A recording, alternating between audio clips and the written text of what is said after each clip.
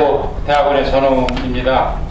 학회 이렇게 많은 그 방청석에 이렇게 오시고 해서 회원님들 모신 가운데 이렇게 발표할 기회를 갖게 돼서 큰 영광으로 생각합니다. 제가 이제 발표드릴 논문은 초국가 안보 이역과 정보 활동의 방향인데 주로 이제 미국의 사례를 중심으로 해서 논의를 했습니다. 제가 이제 이 논문을 하게 된 계기가 의문이 있었습니다. 뭐냐면은 왜 미국 CIA는 사실 다 아시다시피 냉전 시대 때 정보 활동 굉장히 잘했습니다. 그래서 소련을 거꾸로 들이는데 아주 핵심적인 중요한 역할을 했습니다. 근데 이제 냉전이 끝나고 나서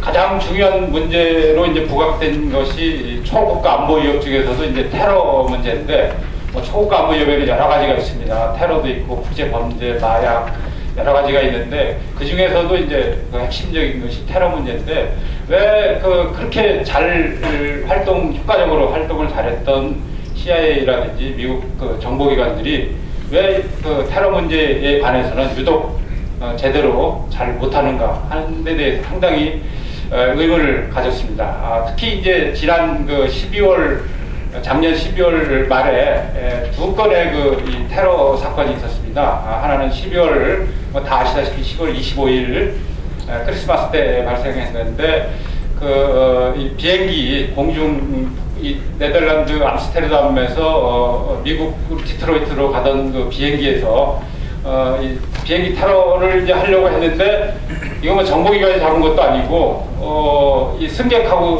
이 승무원이 테러 폭탄이 터지려고 하는 순간 테러범을 때려잡았습니다.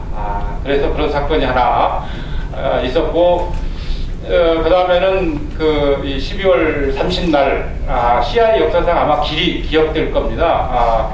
이 CIA 요원 7명이 한꺼번에 몰살을 당했습니다. 그래서 CIA 요원하고 이제 다른 사람 합쳐서 14명이 죽었는데 이거는 1983년 이후로 최대의 CIA 역사상 참사로 이렇게 기록되고 있습니다. 그래서 이제 알고 보니까 이 친구가 요르단 출신 의사인데 미국으로 이제 전향한 줄 알았더니 알카에다 요원이었던 걸로 이렇게 드러났습니다. 그리고 아까 말씀드린 12월 25일 크리스마스 비행기 폭파범은 나이지리아 출신 국적을 두고 있는 또 알카에다 요원인 걸로 이렇게 드러났습니다. 그래서 근데 이제 좀 문제가 있는 것이 이 친구에 대해서는 벌써 한 3, 4년 전부터 문제가 있는 인물로 해서 이 테러 용의자 명단 속에 들어있던 인물입니다. 그리고 바로 6개월 전에 이 친구 아버지가, 이 친구는 이슬람 극단주의자다. 그래서 아버지가 아주 유명한 거기서 재무장관인가 장관급 나이지리아에서 장관을 했던 유명한 사람입니다. 근데 이 친구가 이제 6개월 전에 이제 그런 경고를 했습니다. 나이지리아 정보 당국하고 미국으로 이제 이런 내 아들이 좀 위험하다 이렇게 얘기를 했는데도 불구하고 이 친구가 미국 비자를 아주 잘 받고 또 공항에서 보안 검색 때도 아주 유일하게 통과를 시킨 그런 상황이 벌어졌습니다. 그래서 이 두 사건을 보면서 미국이 정말 9.11 테러 이후에 테러를 겪고 나서 굉장히 엄청난 노력을 기울였습니다. 그래서 9.11 이전에 정보 공동체 예산이 한 300억 달러 정도 됐습니다. 정확히 266억, 267억 이렇게 클린턴 행정부 때 그랬는데 9.11 테러가 나고 나서는 정보 예산을 엄청 늘렸습니다.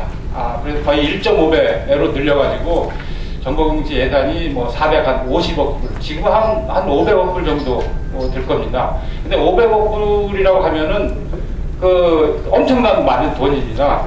뭐냐면은 우리 국방 예산이 한 250억 달러 정도 됩니다. 우리 70만 이 군인들 먹이고 입히고 재우고 또 뭐 대포라든지 뭐 탱크라든지 뭐 폭격기 이거 이 첨단 무기 개발하고 사들이고 하는 것까지 다 해도 250억 달러인데 정보 공동체 예산만 500억 달러니까 이거 어마어마한 돈이거든요. 근데 그렇게 많은 돈을 투여하고 그다음에 또 그 국토안보부에 라는 새로운 조직을 만들어 가지고 그 국토안보부 인원만 20만 명인가가 됩니다. 그리고 CIA하고 이제 정보기관에 종사하는 인원이 한 10만 명 되고 또 협조자까지 합치면 뭐 20만 명이 넘습니다. 근데 그 많은 인원과 그 많은 예산을 이렇게 투입하고 나서도 왜 이런 사태가 벌어냐에 대해서 상당히 미국에서도 굉장히 당황을 했고, 그래서 이제 이 버락 오바마 대통령이 그 신문에 타이틀 그런 거 한번 났었죠. 버락 오바마가 버럭 화를 냈다고 했는데 그 버럭 화를 낼 정도로 이 그 정보 공동체의 그 활동이라든지 이런 것들에 대해서 굉장히 불신하고 이 문제에 대해서 끝까지 짚고 넘어가고 이 정보 공동체 개혁을 하겠다 이런 얘기를 했습니다. 그래서 저는 이제 그런 그 두 가지 사건에 대해서 의문을 갖고 왜 유독 이 문제에 대해서 미국이 제대로 대응을 못하느냐 하는 거에 대해서 좀 관심을 갖고 봤습니다. 그래서 제가 이제 내린 결론은 이 냉전 시대 때는 있죠. 그 제임스 울시 국장이 그런 얘기를 했습니다. 미국이 냉전 시대 때는 소련이라는 하나의 그 드래곤에 대해서만 대응하면 됐지만은 냉전이 끝나고 나서 수많은 그 독사들에 둘러싸여 있다 이렇게 얘기를 했습니다. 그러니까 테러범도 있고 뭐 각종 뭐 알카에다라든지 뭐 오사마 빈라덴이라든지 아니면 밀수 국제범죄 각종 그 초국가적인 안보 위협들이 이렇게 굉장히 많이 등장을 하고 있는데 한마디로 말씀드리면 그 우리 속담에 그런 얘기가 있습니다. 꽝 잡는 게 매라는 얘기가 있습니다. 미국이 비록 이 정보라든지 모든 면에서 그 세계의 슈퍼파워로서 말하자면 밀림의 뭐 호랑이라고 이렇게 할 수 있지만은 호랑이가 이 꽝을 잡을 수가 없습니다.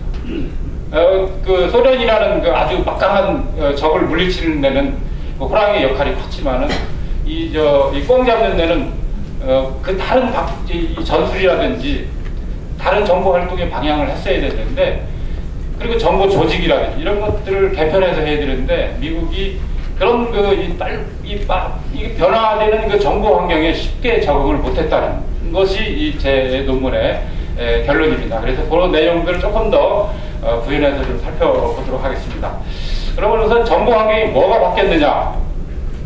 크게 보면은 세 가지가 바뀌었다고 저는 생각합니다. 첫 번째로는 세계화라는 것이고, 두 번째로는 정보화라는 것입니다. 그리고 세 번째로 민주화라는 것인데, 민주화에 대해서는 여기서 좀 언급을 생략을 했습니다. 두 가지 차원이 이제 오늘 그 테러 문제하고 직접적으로 밀접하게 관련이 되기 때문에 이 문제를 우선 간단히 짚고 시작을 하도록 하겠습니다. 이 세계화라는 것은 뭐 다 아시다시피 이 안보적인 차원에서